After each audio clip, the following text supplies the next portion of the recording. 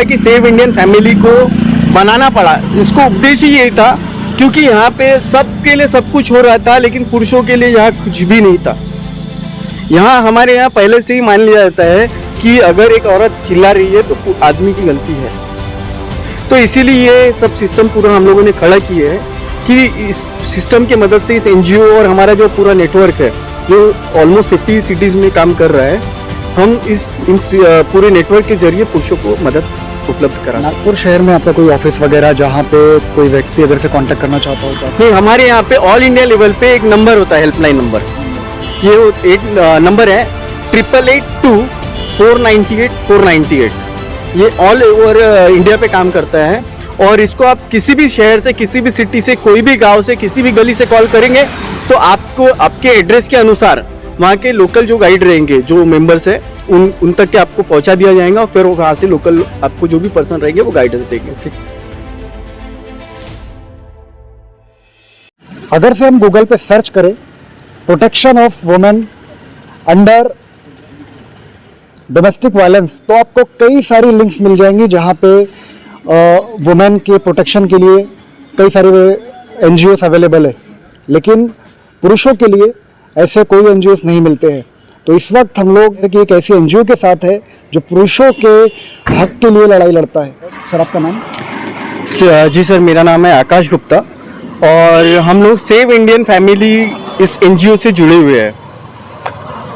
Actually में बहुत पहले से जो फेक केसेस होते हैं ये हो ही रहे। इसमें होता क्या है कि एक औरत होती है, एक फीमेल होती है, वो अपने सास ससुर पति पे किसी भी घरेलू कला के वजह से कुछ आरोप लगा देती है, आवेश में आके, गुस्से में आके। और इसको क्या होते है कि जो वुमेन्स सपोर्टिव एनजीओज होते हैं और जो दूसरी जो संस्थाएं होती है वो भरपूर सपोर्ट करती है और फिर वो जो मामला होता है वो पुरुषों के लिए जी का जंजाल बन जाता है।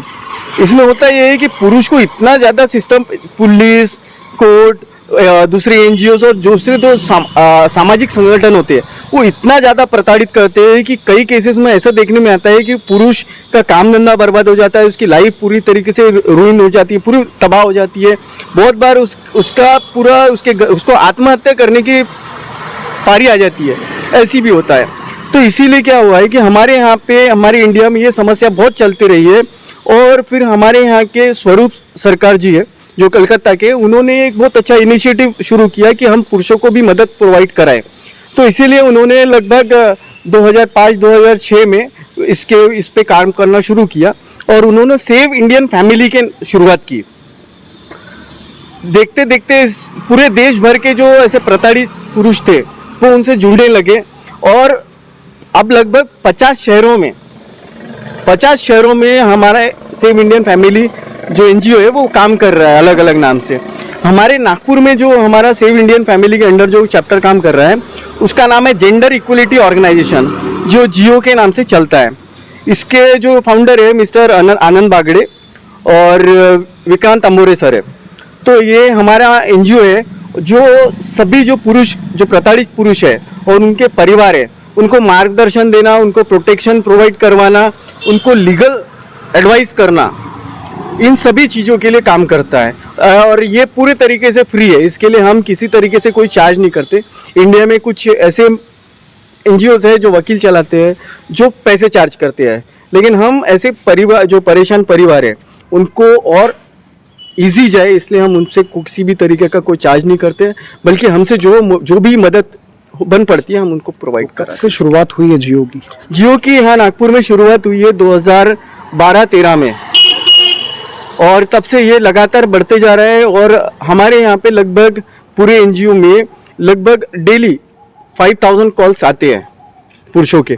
तो यहाँ पे फिजिकली भी उन लोगों को हेल्प प्रोवाइड की जाती है, ऑनलाइन कॉल की मदद से, इंटरनेट की मदद से, फेसबुक, इंस्टाग्राम, सभी जगह हमारे यहाँ पे पेजेस अवेलेबल हैं और हमारे कार्यकर्ता होते हैं जो उनको हेल्प प्रोवाइड करते हैं।